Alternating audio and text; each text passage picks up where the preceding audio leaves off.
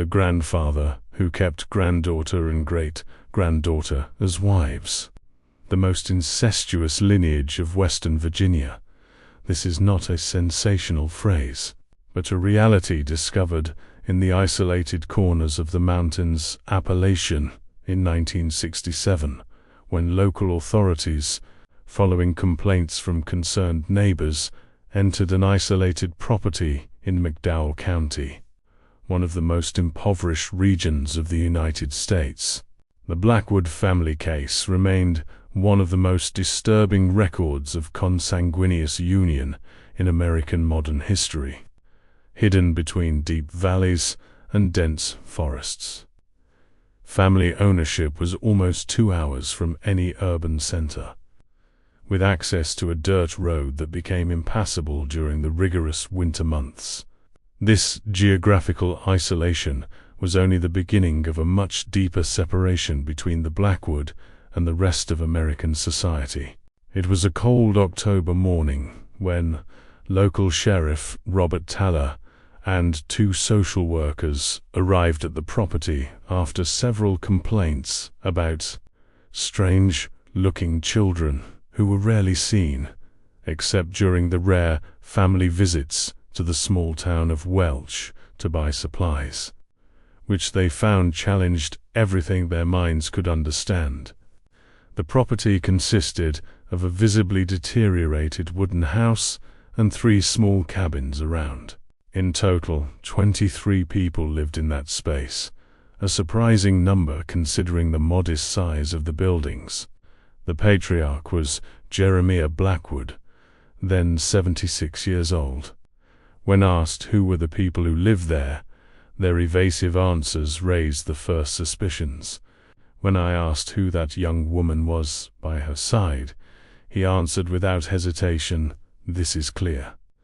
My wife later reported the Sheriff Tanner in his official statement.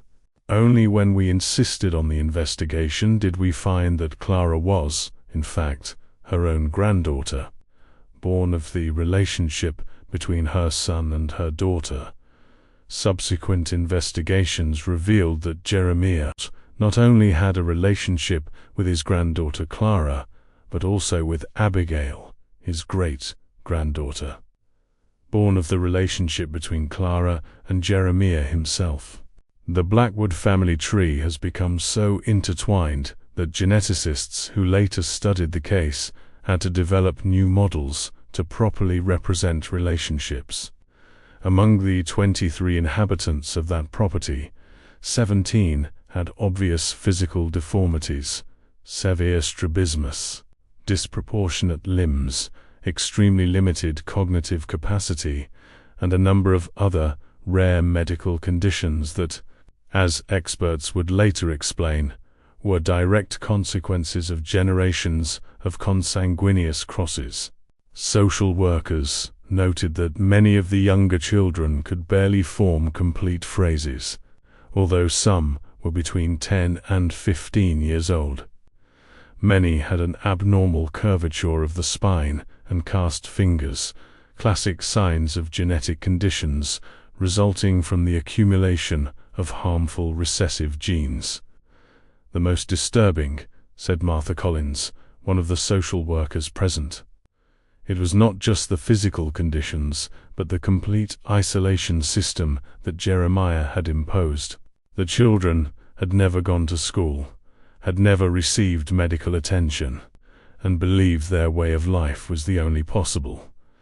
The Blackwood family had its origins in the early 1900s, when William Blackwood, Jeremiah's father, settled in that region after leaving his community at Kentucky due to rumors about his relationship with his own sister. The geographical isolation chosen was not accidental.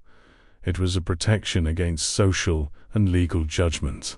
When Jeremiah took control of the property after his father's death in 1932, he deepened the isolation. Children were forbidden to talk to strangers, and any contact with the outside world was strictly controlled. He propagated among his descendants the belief that the outside world was dangerous, and that only remaining pure they would survive. Investigations discovered diaries maintained by Jeremiah, who revealed his distorted vision. He believed he was creating a superior lineage through consanguine marriages, a grotesque perversion of eugenic theories that circulated in the early 20th century in the United States. Check it out if it is already subscribed to this channel. You need to know these obscure stories that reveal the dark side of American society that history books try to hide. Each case brings to light truths that many would prefer to keep buried. The discovery of the Blackwood family was not just an isolated case of deviation, but a disturbing reflex of practices that, although rarely discussed, existed in several communities isolated from the Appalachian throughout the 20th century. Geographical isolation, extreme poverty, and lack of education created conditions for consanguinity practices to persist, even when they were already widely condemned by the wider society. Even more shocking was the fact that some residents of the region were aware of the situation, but they chose to ignore it under the pretext of respect for privacy, an accomplice silence that allowed the suffering of multiple generations. When authorities finally intervened, a complex operation began to evaluate each family member, determine exact relationships between them, and plan the next steps for an intervention that respects the dignity of those people while interrupting the abuse cycle. In the next chapter, we will see how the medical community reacted by discovering the extent of family genetic problems, the challenges faced by the authorities to integrate these people into society, and the victims' early accounts of life within Blackwood property. When the medical team of the University of Western Virginia arrived at McDowell County to examine members of the Blackwood family, Dr. Harold Richardson, a geneticist who led the team, was not prepared for what he would find. With more than 2 decades of experience in cases of rare genetic diseases, he described the case as one of the most extreme examples of consanguineous depression already documented in the American medical literature. The initial exams revealed that 17 of the 23 family members had serious genetic conditions. Among the children, 8 had polydactyly, extra fingers in their hands or feet, 11 of microcephaly, a condition characterized by the abnormally small skull size and, consequently, of the brain. Almost all showed some degree of intellectual disability, with QIS ranging from 40 to 70, well below the population average of 100. What we are seeing here is not just the result of a single inappropriate relationship, but continuous generations of consanguineous crosses, explained Dr. Richardson in his report. When close relatives of descendants, the likelihood of deleterious recessive genes manifesting increases dramatically. In the case of Blackwood, we are observing the cumulative result of at least 4 generations of consanguinity. Among the most serious cases was Timothy, a 9-year-old boy, son of Clara and Jeremiah, who suffered from a rare combination of congenital heart disease, intestinal atresia, and defects in nervous system formation. His life expectancy, according to doctors, would not exceed 20 years, even with immediate medical intervention. Preliminary genetic analyses, still rudimentary to the standards of the time, indicated an extremely high homozygosity, a technical term that indicates the presence of identical genes inherited from both parents, a clear evidence of close consanguinity. A particularly disturbing aspect was the mental health of family members. In addition to cognitive limitations, Many had behaviors that suggested severe psychiatric disorders. Subsequent studies would confirm that prolonged endogamy not only increases the risk of physical deformities, but also of psychiatric conditions, including schizophrenia and mood disorders. Mary Blackwood, one of Jeremiah's oldest daughters, 43 at the time of the discovery, had recurring episodes of catatonia and auditory hallucinations. She had spent all her life on the property and, according to reports from other family members, was kept isolated in one of the huts during her most serious episodes. He'd never received any medical treatment for his condition. The case of the Blackwood family represents not only a human tragedy, but also provides us with priceless insights on the effects of prolonged consanguinity in human populations. Observed Dr. Elizabeth Harlow, a geneticist who joined the research team. At a time when we were just starting to understand the mechanisms of heredity at the molecular level, the Blackwood offered an unprecedented case study. The scientific implications of the case were huge. In 1967, molecular genetics was in its early days, and the mapping of the human genome was still a distant dream. Studies with the Blackwood family have contributed significantly to the understanding of genetic inheritance mechanisms and the effects of endogamy. A surprising aspect revealed by the studies was the presence of several rare mutations that, under normal conditions, would have been eliminated from the population through natural selection. In the Blackwood family, these mutations not only survived, but multiplied due to repeated consanguineous crosses. It's as if we were watching a genetic experiment that has occurred over decades, commented Dr. Richardson. An experiment that no ethics committee would ever approve, but provides us with data that we could not obtain otherwise. The case also raised deep ethical questions for the professionals involved. How to balance the scientific value of the data collected with respect for the dignity of the people involved. How to intervene in order to guarantee the well-being of the most vulnerable members of the family without imposing external cultural values in an insensitive way. An ethics committee was formed to supervise all aspects of intervention and research, establishing protocols that would later influence the way similar cases would be treated throughout the country. For children born of the union between Jeremiah and Clara, and later between Jeremiah and Abigail, the prospects were particularly dark.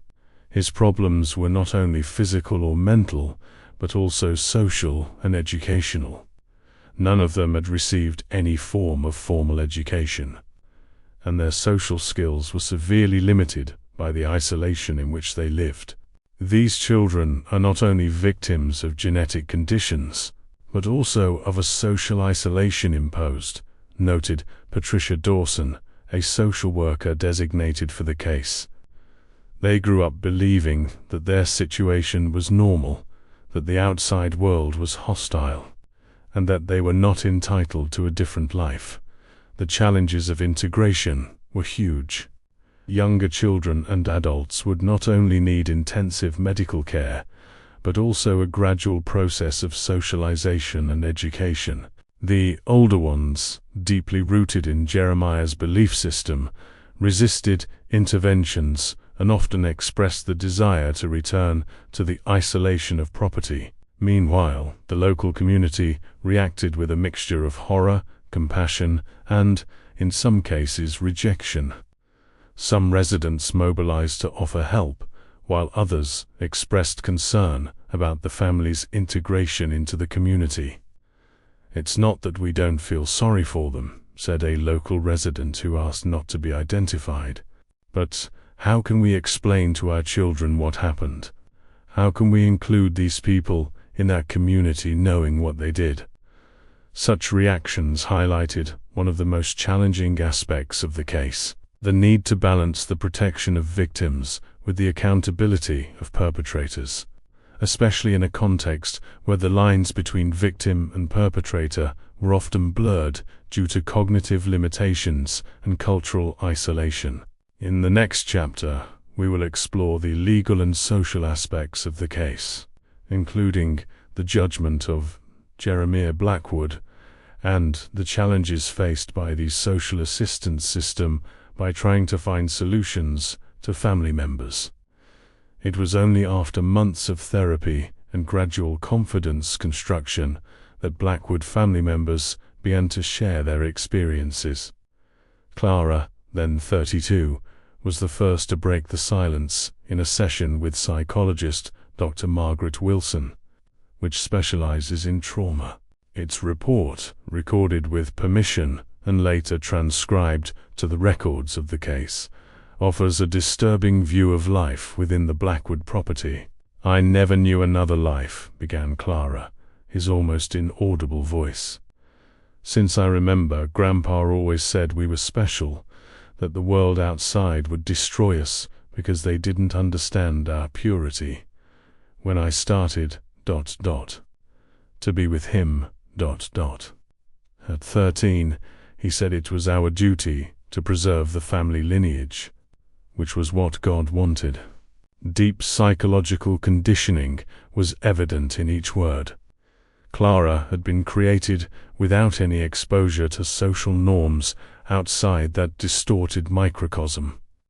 His mother, Sarah, was Jeremiah's daughter, with her own daughter Elizabeth, making it clear simultaneously granddaughter and great-granddaughter of Jeremiah. He controlled everything. When we ate, when we slept, we were talking too. No one questioned Grandpa, he continued clear. When Abigail was born and started growing up, he said she would be his next wife, that it was the way to keep our family strong. I felt something was wrong, but there was no words for that. I didn't know there was another way of living. The reports of older children, such as Thomas 14 and Rebecca 12, were equally devastating. Both described a constant, working life on the property, without access to education, health, or any form of entertainment beyond the stories told by Jeremiah about the evil of the outside world. Grandpa said that in the city people would kill us if they found out who we were, said Thomas. That only he could protect us. When I asked why my fingers were different from his, he said it was a sign of our superiority, that we were the chosen ones. Psychological manipulation was just one of the control tools. Physical isolation was meticulously maintained. The property was surrounded by a dense forest, and the children were taught early in any stranger that could appear. The rare visits to the city to buy supplies were rigidly controlled, with the educated family members not talking to anyone and keeping their heads low. He said doctors were the worst of all, explained Clara, that they would cut our heads to study our special brains. So no one has ever been to the doctor, even when we were really sick. Many of us died like this, My younger brother, Michael, died with high fever when I was 10 years old. Grandpa said he was too weak for our lineage. Educational deprivation was another form of control. Jeremiah only allowed his descendants to learn the basics of reading and arithmetic, taught by himself or by the older members of the family. Any book that was not approved by it was forbidden, and children grew up with an extremely limited understanding of the world. He had some old books, especially a Bible, he read his way, said Mari, one of Jeremiah's oldest daughters. He said that God spoke to Abraham to preserve his lineage, and that we were doing the same thing. That bad people had distorted God's words to prevent families like ours. Distortion of religious texts to justify abusive behavior is a common pattern in isolated communities that practice consanguinity. Jeremiah had created his own interpretation of religion, mixing elements of fundamentalist Christianity with distorted eugenic ideas circulating in the early 20th century. One of the most impactful moments during the interviews came when Abigail, then 16, was finally able to express his feelings. As a product of the union between Jeremiah and his granddaughter Clara, Abigail suffered from various genetic conditions, including a severe form of scoliosis and moderate intellectual deficiency. "I always knew it was different," she said, struggling to form complete phrases. "The other children, they could run. I didn't. Grandpa said I was their most precious jewel, that one day our children would be the purer of all. I didn't want to, but I was afraid of him. We all had." If you're listening to this story and feel your heart squeeze indignation, leave the phrase in the comments. No one deserves to grow in the silence of abuse. Your voice is important so that stories like these do not remain hidden in the shadows. The Blackwood case has raised deep questions about how our society treats its isolated communities, and how collective silence can allow systematic abuse to continue generations. Martha Collins, one of the social assistants designated for the case, reflected on this collective failure in her interview with Charleston Gazette in 1969. "The question that continues to haunt me is not like Jeremiah Blackwood managed to do what he did, but as we all allowed it to happen for so long. There were signs, there were rumors, there were opportunities for intervention. But we chose not to see, not listen, not speak. And in that silence, generations suffered." The therapeutic intervention for members of the Blackwood family was complex and unprecedented. There were no specific protocols to treat victims of generational abuse and prolonged consanguinity. The multidisciplinary team had to develop new approaches, considering not only psychological trauma, but also cognitive limitations and profound cultural conditioning. For younger children, who were still able to adapt, the transition was difficult but promising. For adults, especially those who had spent decades under Jeremiah's control, the process was significantly more challenging. "It's like completely reprogramming someone's worldview," explained Dr. Wilson. "We're asking these people not only to process their trauma, but reconstruct their whole understanding of what it means to be a family, what is appropriate, what is normal. It is a process that will take years, perhaps decades." In the next chapter, we will examine Jeremiah Blackwood's trial and the complex question of how justice can be applied in a case where the perpetrator created such a complete isolation and control system that blurred the traditional lines of legal guilt. Jeremiah Blackwood's trial began in March 1968 at the McDowell County Court, and quickly became one of the most complex and sensational court cases in the history of Western Virginia. The accusations against him were numerous: multiple inadequate relationship counts with minors, deprivation of necessary medical care, forced isolation, and neglect resulting in death.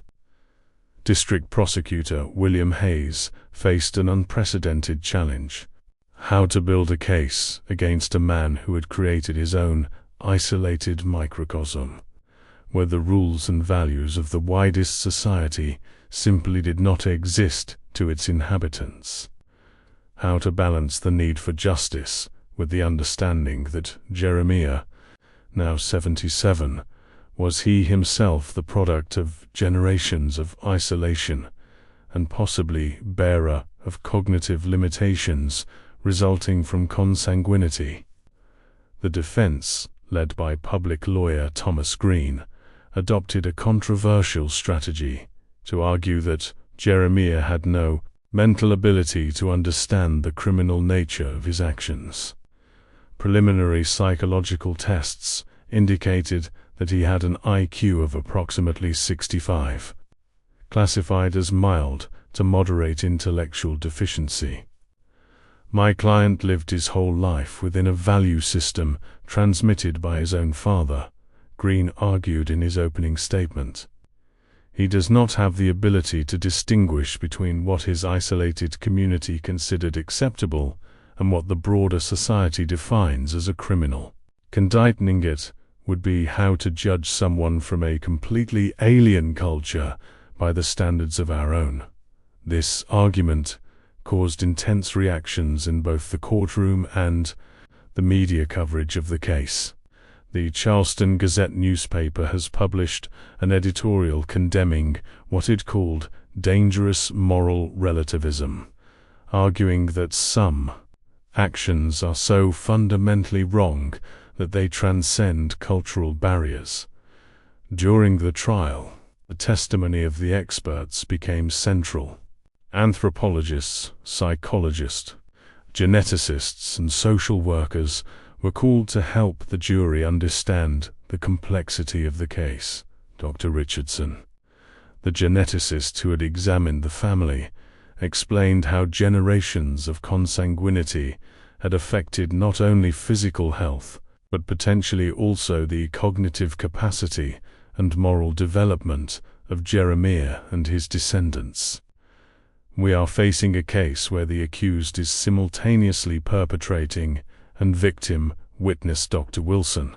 His actions caused unquestionable damage, but he himself was created in a system where these actions were normalized, and his ability to do independent moral judgments was compromised both socialization and possibly by neurological limitations. The most dramatic moment of the trial occurred when Clara was called to witness. There were doubts about her ability to face Jeremiah in court, but she insisted on speaking. His testimony, delivered in an almost inaudible voice that occasionally broken into sobs, silenced the courtroom. "I didn't know there was another way to live," she said, avoiding looking straight at Jeremiah. "But I always knew that there was something wrong in the way we felt. The constant fear, the shame when we went to the city and the people looked at us. Part of me believed we were special," as he said. Another part always knew we were trapped. When asked if he blamed Jeremiah, Clara hesitated for a long time before answering, "He did what his father did before him. He didn't know another way. But that doesn't mean he should continue." Someone had to interrupt the cycle. Clara's testimony exemplified the moral complexity of the case. Even the most direct victims of Jeremiah's abuses recognized the historical and social context that had shaped their actions, although they did not acquit it. After 3 weeks of testimonies and 2 days of deliberation, the jury came to a verdict. Jeremiah Blackwood was considered guilty of most accusations, but with attenuating related to his limited mental capacity. Judge Clarence Morris then faced the difficult task of determining the sentence. "This court recognizes that no punishment can remedy the damage already caused," said Judge Morris. "We also recognize the exceptional circumstances of this case, including the defendant's advanced age and their cognitive limitations. However, the severity of the acts committed requires a response from justice." Jeremiah was sentenced to 20 years of imprisonment, to be fulfilled at a state medical institution where he could receive appropriate care for his age and conditions. The sentence was widely seen as symbolic, as it was unlikely to survive for many years, considering his health weakened. The Blackwood case has established important legal precedents related to mental capacity, cultural isolation, and criminal liability. It has stimulated debates on how the judicial system should address cases where cultural, genetic, and psychological factors intertwine in complex ways. Most importantly, judgment brought national attention to the issue of isolated communities in the Appalachian and the potential dangers of extreme social isolation. Social assistance programs throughout the mountainous region have been revised and strengthened, with new guidelines to identify and intervene in similar situations before they reached such proportions. For the Blackwood family, the verdict marked the beginning of a new phase. With Jeremiah permanently removed, focus has changed to the rehabilitation and integration of surviving members. The property was sold, and the funds were placed in a estate administered by the state to finance the necessary continuous care. In the next and last chapter, we will explore the fate of Blackwood family members in the following decades, the scientific advances that have come from the study of their case, and the broader lessons that American society has extracted from this tragic history. Almost 6 decades have passed since the discovery of the Blackwood family, and their lives followed dramatically different paths after the intervention of the authorities. The fate of each member reflects not only their personal circumstances, but also the limitations and progress of the American social assistance system during this period. Jeremiah Blackwood passed away in 1972, just 4 years after his judgment, of heart complications at the state medical institution where he fulfilled his sentence. Until his last days, according to medical team reports, he maintained the belief that he had been unfairly punished for preserving the purity of his lineage. His case has been studied extensively by forensic psychiatrists, contributing to a better understanding of how extreme isolation and endogamy can affect moral and cognitive development. Clara, who had demonstrated remarkable resilience during the trial, faced a long battle to rebuild her life. Initially under intensive care at a state institution, she gradually developed basic social and educational skills. In 1975, with social services assistance, he managed to move to a supervised community environment where he started working in a protected workshop for people with special needs. Clara's case represents both the limits and the possibilities of human recovery, observed Dr. Wilson, who continued to follow her progress for over 2 decades. She will never be completely free from the effects of her past, but has developed a life with dignity and even some joy, something that seemed impossible when we know her. In 1983, Clara gave a rare interview to a documentary filmmaker who produced a special about isolated communities from the Appalachian. His perspective had evolved significantly. I spent a lot of time angry, not just Jeremiah, but of all who knew and did nothing, the world that made us invisible for so long, she said. Now I understand that getting stuck in anger is another form of prison. I learned to live one day at a time, finding little joys. It's more than ever possible for Abigail and younger children. The path was equally challenging, but with some additional possibilities. As they had been discovered as young people, they were able to receive earlier educational intervention and therapeutic intervention.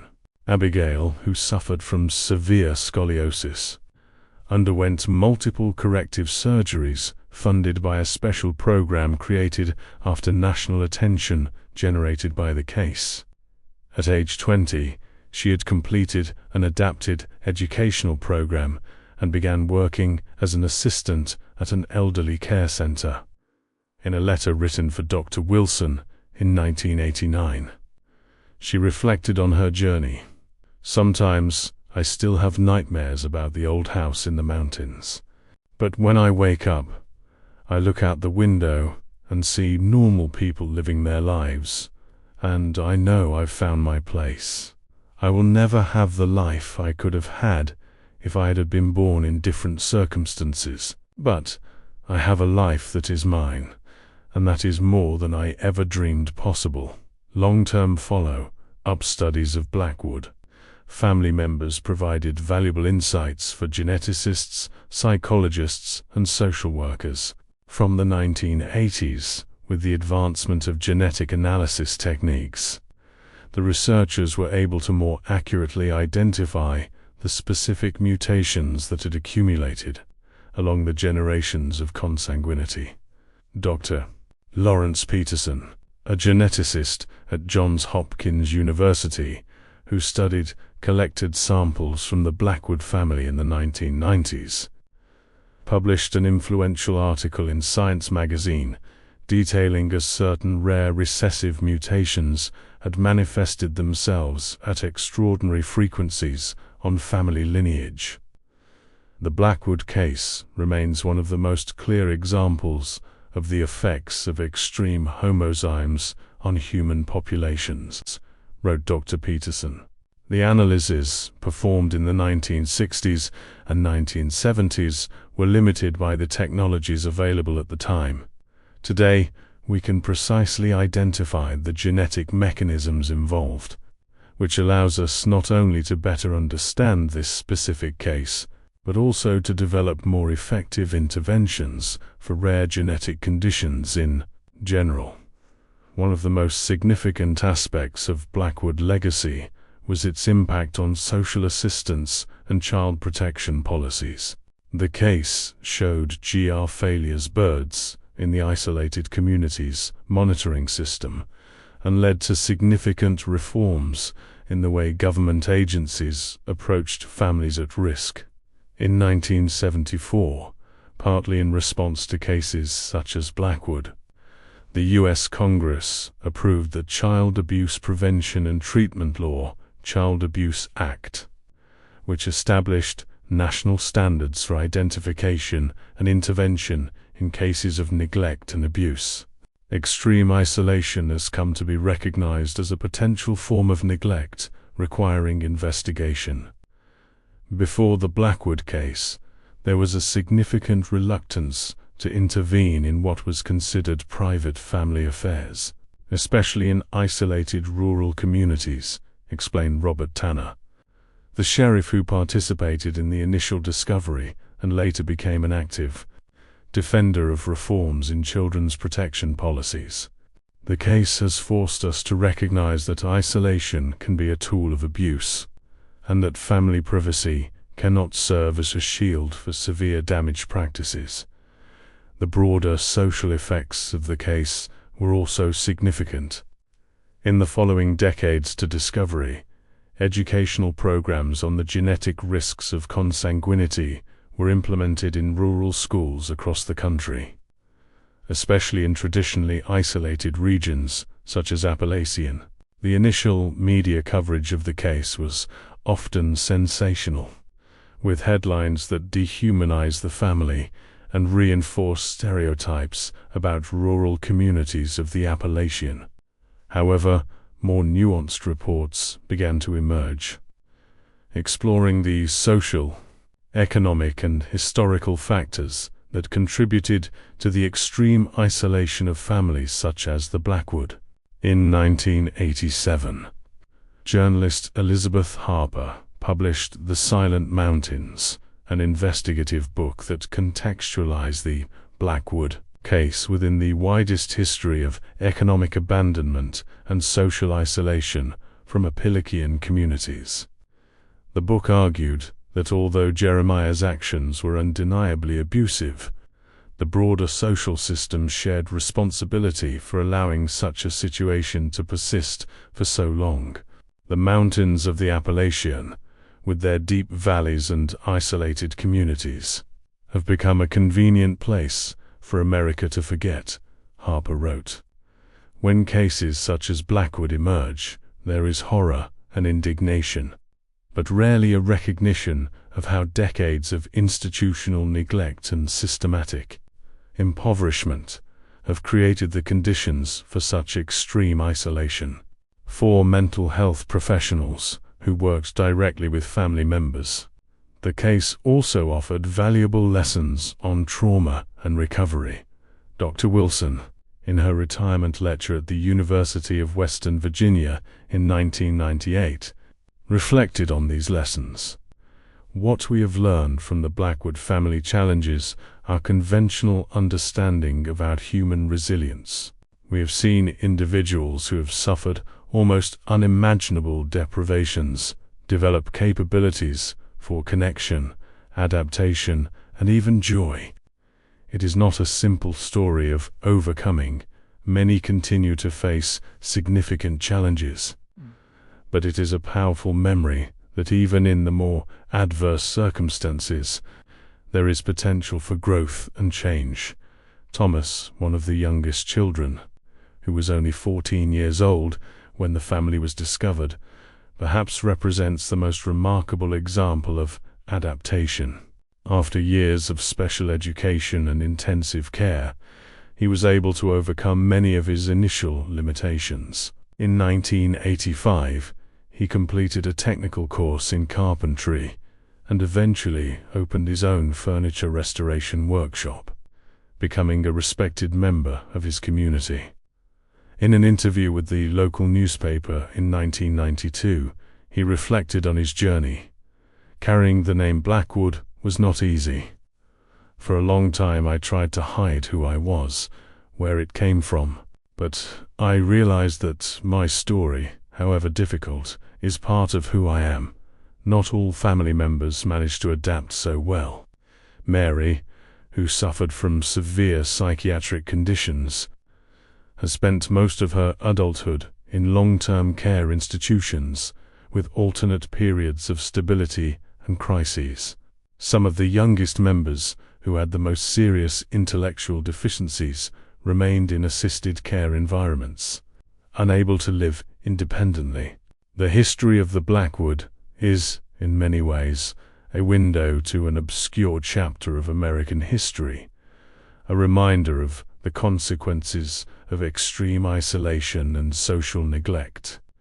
It is also a testimony of human capacity for change and adaptation, even after deeply traumatic experiences. In 2017, 50 years after the initial discovery, the University of Western Virginia organized a multidisciplinary symposium entitled Lessons from the Appellation, Isolation, Intervention, and Ethics. The event brought together geneticists, social workers, anthropologists, ethics experts, and health professionals to discuss the legacy of the Blackwood case and similar cases. What makes the Blackwood case so important, even half a century later, is that it forces us to confront fundamental issues about autonomy, community responsibility, and limits of state intervention, observed Dr. Rebecca Johnson, medical ethics expert and one of the organizers of the symposium. At the same time, it reminds us of our collective responsibility to protect the most vulnerable among us, especially when they are hidden by the geographies of isolation. The latest surviving members of the Blackwood family today live discreetly. Many have changed their names to escape the stigma associated with the case. Clara died in 2010 at the age of 75, having spent her last years in a support community for the elderly in Charleston. His obituary, brief but worthy, mentioned his love for gardening and kindness to everyone he knew, a testimony to his ability to create a significant life beyond his traumatic past. The place where the Blackwood property once existed is now covered by the rapidly growing forest, with few remaining physical traces. In 2005, a small memorial was established in McDowell County, not specifically mentioning the Blackwood, but honoring those who suffered silently in the shadows of our mountains, and those who worked to bring light to these obscure places. The history of the most consanguineous family of Western Virginia remains a powerful reminder of human fragility and resilience, the devastating consequences of extreme isolation, and the responsibility we all share from protecting the most vulnerable among us. If you watched so far, it is because you like this story. Leave a comment saying, "I watched here," so I can meet you and know who really likes the stories here on the channel. Be sure to leave your like and share this video with friends and family who are interested in real stories that reveal obscure aspects of American history. And remember to subscribe to the channel so as not to lose our next investigations into historical cases of isolated communities and their devastating consequences. Together we can bring to light these stories that need to be told so that they do not repeat themselves.